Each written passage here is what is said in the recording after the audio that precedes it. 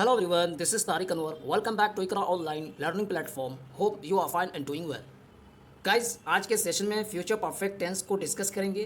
Basically हम future perfect tense के meaning, definition, formula, structure of sentences, kinds of sentences, apart from these rules और principles को भी discuss करेंगे. So without not taking more time, let me start today's topic.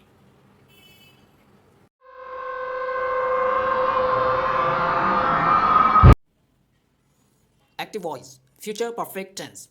दोस्तों, अगर आपको active voice का future perfect tense बनाना है तो इसके बनाने का फॉर्मूला ये है कि सबसे पहले सब्जेक्ट यूज़ करते हैं, फिर उसके बाद हेल्पिंग वर्ब लाइक विल या शेल, फिर उसके बाद हैव, फिर उसके बाद मेन वर्ब का past participle form.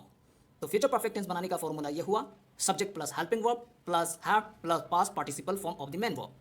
So have a look at the example given below. तो गाइस, यहाँ पर हमने अफर्मेटिव सेंटेंसेस को एज ए एग्जांपल मेंशन किया है. सो have a look at the example. I will have dressed up by the time you reach home. इस sentence का मतलब ये है तुम्हारे घर पहुंचने तक मैं तैयार हो चुका हूँगा. तो गाइस, यहाँ पर I as a subject, will auxiliary verb, have future perfect tense को बनाने के लिए हमने यूज़ किया है. फिर उसके बाद ड्रेस्ड अप, ये पास्ट पार्टिसिपल फॉर्म है ड्रेस अप का. तो I will have dressed up by the time you reach home. And the next, you will have reached the bank by 11 o'clock, कि तुम 11 बजे तक बैंक पहुँच चुके होगी. तो you as a subject, will auxiliary verb, have, फिर उसके बाद reached past participle form of the verb को यूज़ किया गया है. तो you will have reached the bank by 11 o'clock, ये अफर्मेटिव सेंटेंस है फ्यूचर परफेक्ट टेंस का. And the next, we will have done this work by tomorrow, कि कल तक हम इस काम को कर चुके होंगे. तो इस सेंटेंस में we as a subject, will as a auxiliary verb, have as a future perfect tense को बनाने के लिए यूज़ किया गया है, और डन ये past participle form of the verb है. We will have done. And the next, the bus will have gone before we reach the bus stop, यानी हमारे बस स्टॉप पहुंचने से पहले बस निकल चुकी होगी. तो इस सेंटेंस में the bus subject, will auxiliary verb, have future perfect tense को बनाने के लिए गॉन ये पास्ट पार्टिसिपल फॉर्म है वर्ब का. तो गाइस, ये सारे सेंटेंसेस अफर्मेटिव सेंटेंस कहलाते हैं, इसलिए कि इसमें किसी काम के होने के बारे में हमें इंफॉर्मेशन फराहम किया जा रहा है. And the next, these sentences of this tense indicate that the work was finished in the future. Guys, इसमें इस बात को बताया जा रहा है कि फ्यूचर परफेक्ट टेंस का मतलब ये होता है कि कोई भी काम या कोई भी एक्शन जो फ्यूचर में यानी मुस्तकबल में फिनिश यानी ख़त्म हुआ हो, उसे हम फ्यूचर परफेक्ट टेंस से इंडिकेट करते हैं. यानी कोई भी काम जो कि फ्यूचर में ख़त्म हुआ हो तो उसको इंडिकेट करने के लिए हम फ्यूचर परफेक्ट टेंस का प्रयोग क्या करते हैं. जैसे कि आई will have dressed up by the time you reach home, कि तुम्हारे घर पहुंचने तक मैं तैयार हो चुका हूँगा. तो यहाँ पर घर पहुँचना और तैयार होना दो ऐसे काम हैं जो फ्यूचर में फिनिश हुए हैं, इसी बात को बताया जा रहा है. And the next, rule number 1. In this sentences we use the third form of the verb by adding shall have with I and we. Guys, rule number 1 में इस बात को बताया जा रहा है कि जब भी आपको फ्यूचर परफेक्ट टेंस बनाना हो तो फ्यूचर परफेक्ट टेंस बनाते समय आई और वी के साथ शैल हैव का प्रयोग करना है और प्लस V3 यानी past participle form of the verb. For example, I shall have gone to market, we shall have gone to market, कि मैं मार्केट जा चुका हूँगा, हम मार्केट जा चुके होंगे. तो वी और आई के साथ shall have plus V3. And the next, rule number 2. In this sentences we use the third form of the verb by adding will have with name, it, she, he, you, they. तो guys, rule number 2 में इस बात को बताया जा रहा है कि फ्यूचर परफेक्ट टेंस बनाते समय अगर सब्जेक्ट आप name, it, he, she, you, they use करते हैं, इन सब्जेक्ट से आप फ्यूचर परफेक्ट टेंस का कोई भी सेंटेंस बनाते हैं तो इन सब्जेक्ट के साथ आपको विल हैव का प्रयोग करना है. फिर उसके बाद V3. For example, he will have gone to market, she will gone to airport, they will have eaten the food. तो ये दे, यू, शी, ही के साथ विल हैव का प्रयोग किया जाना है. And the next, rule number 3. Guys, rule number 3 में बेसिकली इस बात को बताया जा रहा है कि कभी कभी इस टेंस में यानी फ्यूचर परफेक्ट टेंस में कॉम्प्लेक्स सेंटेंस भी आ जाया करते हैं. कॉम्प्लेक्स सेंटेंस क्या होता है? कॉम्प्लेक्स सेंटेंस उससे कहते हैं कि जहाँ पर दो कामों का जिक्र होता है. कॉम्प्लेक्स सेंटेंस में दो कामों का जिक्र होता है जिनमें से एक काम, चूँकि हम यहाँ फ्यूचर की बात कर रहे हैं, जिनमें से एक काम फ्यूचर में दूसरे काम के शुरू होने से पहले ही क्या हो जाता है? एंड हो जाता है, फिनिश हो जाता है. तो ऐसे सेंटेंस की इंग्लिश बनाते समय पहले हम उस काम का ट्रांसलेशन करेंगे जो काम पहले हुआ था, यानी प्रिंसिपल क्लोज का ट्रांसलेशन फ्यूचर परफेक्ट टेंस में करेंगे. और उसके बाद यानी जो बाद में जो काम खत्म हुआ है, बाद में खत्म होने वाले काम का ट्रांसलेशन यानी एडवर्ब क्लोज का ट्रांसलेशन प्रेजेंट इंडेफिनिट टेंस में करेंगे. जैसे फॉर एग्जांपल, करीम तुम्हारे आने से पहले ही जा चुका होगा.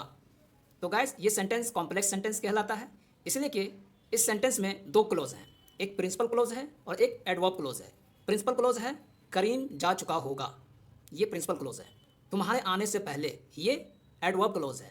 तो रूल नंबर 3 में इसी बात को बताया जा रहा है कि जब फ्यूचर परफेक्ट टेंस में कोई सेंटेंस कॉम्प्लेक्स सेंटेंस आ जाए तो कॉम्प्लेक्स सेंटेंस में जो प्रिंसिपल क्लोज होता है उसका ट्रांसलेशन फ्यूचर परफेक्ट टेंस में करना है, और जो एडवर्ब क्लोज होता है उसका ट्रांसलेशन प्रेजेंट इंडेफिनिट टेंस में करना है। जैसे कि यहाँ पर है करीम तुम्हारे आने से पहले ही जा चुका होगा, तो इसका ट्रांसलेशन हम इस तरह से करेंगे, Karim will have gone before you come, कि तुम्हारे आने से पहले करीम जा चुका होगा। तो करीम जा चुका होगा ये प्रिंसिपल क्लोज है, इस वजह से इसका ट्रांसलेशन हमने फ्यूचर परफेक्ट टेंस में किया है। और तुम्हारे आने से पहले ये एडवर्ब क्लोज है, इसलिए इसका ट्रांसलेशन हमने प्रेजेंट इंडेफिनिट टेंस में किया है। Negative sentences. तो गाइस अगर फ्यूचर परफेक्ट टेंस का नेगेटिव सेंटेंस बनाना है तो इसके बनाने का फॉर्मूला ये है, सब्जेक्ट, फिर उसके बाद विल, फिर उसके बाद नॉट, फिर उसके बाद हैव, फिर उसके बाद पास्ट पार्टिसिपल का प्रयोग करना है। तो फॉर्मूला क्या हुआ, subject plus will plus not plus have plus past participle. So have a look at the example to understand this. I will not have dressed up by the time you reach home. वही sentence है, मगर ये क्या है, negative sentence कहलाता है कि मैं तुम्हारे घर पहुंचने तक तैयार नहीं हो चुका हूँगा। I will not have dressed up by the time. और गाइस फ्यूचर परफेक्ट टेंस का ट्रांसलेशन हम चुका होगा चुका होगी से करते हैं, चुका होगा इसके लास्ट में आएगा। तो I will not have dressed up by the time you reach home, तो इस सेंटेंस में I as a subject, will auxiliary verb, not negative बनाने के लिए यूज किया गया है, और हैव फ्यूचर परफेक्ट टेंस बना रहे हैं तो इस वजह से हैव का प्रयोग किया गया है। फिर उसके बाद ड्रेस्ड अप, जो कि क्या है, मेन वर्ब का पास्ट पार्टिसिपल फॉर्म है। तो क्या हुआ, I will not have dressed up. And the next, he will not have slept by morning, वो सुबह तक नहीं सो चुका होगा। तो he as a subject, will auxiliary verb, not negative के लिए, हैव फ्यूचर परफेक्ट टेंस बनाने के लिए, और स्लेप्ट ये मेन वर्ब का पास्ट पार्टिसिपल फॉर्म है। And the next, I shall not have return the letter by noon, the passengers will not have reached the station before train starts, कि passenger यानी मुसाफिर रेलवे स्टेशन नहीं पहुंचे होंगे कि train निकल चुकी होगी। तो गाइस इस सेंटेंस में द पैसेंजर्स ये एज अ सब्जेक्ट यूज किया गया है, will auxiliary verb, not negative, have future perfect tense बनाने के लिए, और रीच्ड ये क्या है, पास्ट पार्टिसिपल फॉर्म है। And the next, it will not have begun to rain before he reaches the hospital. तो इस सेंटेंस का मतलब ये हुआ कि उसके हॉस्पिटल पहुंचने से पहले बारिश शुरू नहीं हो चुकी होगी। तो इस सेंटेंस में it as a subject, will auxiliary verb, not for negative, have for future perfect tense, begun ये पास्ट पार्टिसिपल फॉर्म है। तो गाइस जितने भी सेंटेंसेस को यहाँ पे मैंने मेंशन किया है नेगेटिव सेंटेंस कहलाते हैं, इसलिए कि इस सेंटेंस में किसी काम के होने, किसी काम के ना होने के बारे में हमें मालूम इन्फॉर्मेशन दिया जा रहा है। And the next, rule number 1, we use not in negative sentences immediately after will और शेल एंड बिफोर हैव। तो गाइस रूल नंबर 1 में इस बात को बताया जा रहा है कि अगर फ्यूचर परफेक्ट टेंस का नेगेटिव सेंटेंस बनाना है तो नेगेटिव सेंटेंस बनाते समय हम नॉट का प्रयोग कहाँ पर करेंगे, नॉट का प्रयोग हम इमीडिएटली विल और शेल के बाद, इमीडिएटली विल और शेल के बाद और हैव से पहले यूज़ करना है। For example, we will not have gone to market, we will not have gone to market. तो इस सेंटेंस में नॉट का प्रयोग हमने हैव से पहले और शेल के बाद, वी विल या we shall not have gone to market. तो यहाँ पर नॉट का प्रयोग हैव से पहले और ऑक्सिलियरी वर्ब विल या शेल के बाद करना है। And the next, interrogative sentences. Guys अगर आपको इंट्रोगेटिव सेंटेंस बनाना है फ्यूचर परफेक्ट टेंस का, तो इसके बनाने का फॉर्मूला ये है कि सबसे पहले आपको ऑक्सिलियरी वर्ब का प्रयोग करना है, फिर उसके बाद सब्जेक्ट, फिर उसके बाद हैव, फिर उसके बाद past participle of the verb. So have a look at the example. Will I have dressed up by the time you reach home, क्या मैं तुम्हारे घर पहुंचने तक तैयार हो चुका हूँगा, विल आई हैव। तो इस सेंटेंस में विल का प्रयोग पहले किया गया है, फिर उसके बाद सब्जेक्ट, फिर उसके बाद हैव, फिर उसके बाद past participle form. And the next, will you have sold a book, क्या तुम किताब सेल कर चुके होगी। तो इस सेंटेंस में will as auxiliary verb, you as a subject, have future perfect tense बनाने के लिए, और सोल्ड जो है ये क्या है, पास्ट पार्टिसिपल फॉर्म है। And the next, why will you have played the hockey, कि तुम हॉकी क्यों खेल चुके होगी। And the next, will the cook have prepared the food before the guest come, यानी कुक मेहमानों के आने से पहले खाना बना चुका होगा। And the next, how much work will you have done before the examination begins, यानी कि तुम कितना काम कर चुके होगे एग्जाम के शुरू होने से पहले। And the next, who will have done this work before he gets up, कौन इस काम को कर चुका होगा उसके उठने से पहले। तो गाइस यहाँ जितने भी सेंटेंसेस को मेंशन किया है ये सारे के सारे सेंटेंस इंट्रोगेटिव सेंटेंस कहलाते हैं, इसलिए कि इन तमाम सेंटेंस में क्वेश्चन किया जा रहा है।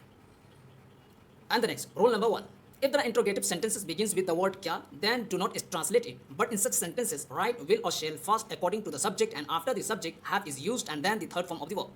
तो गाइस रूल नंबर 1 में इस बात को बताया जा रहा है कि कोई भी सेंटेंस यानी इंटरोगेटिव सेंटेंस, सवालिया जुमला क्या से स्टार्ट होता है तो उस क्या का ट्रांसलेशन नहीं करना है, बल्कि इस तरह के सेंटेंसेस में, इस तरह के जुमले में सबसे पहले आपको क्या करना है, ऑक्सिलियरी वर्ब का प्रयोग करना है।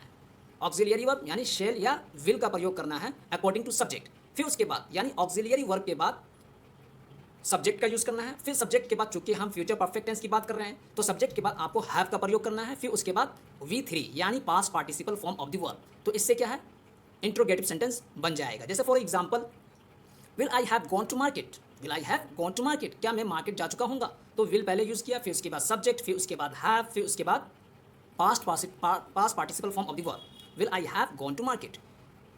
सो गाइज, ये था आज का lecture related to future perfect tense. इन तमाम चीज़ों को हमने डिस्कस किया कि फ्यूचर परफेक्ट टेंस क्या होता है, इसका क्या मीनिंग होता है, स्ट्रक्चर्स क्या होंगे, कितने प्रकार के सेंटेंस बना करते हैं। इन तमाम चीज़ों को हमने आज के सेशन में डिटेल में डिस्कस किया है। I hope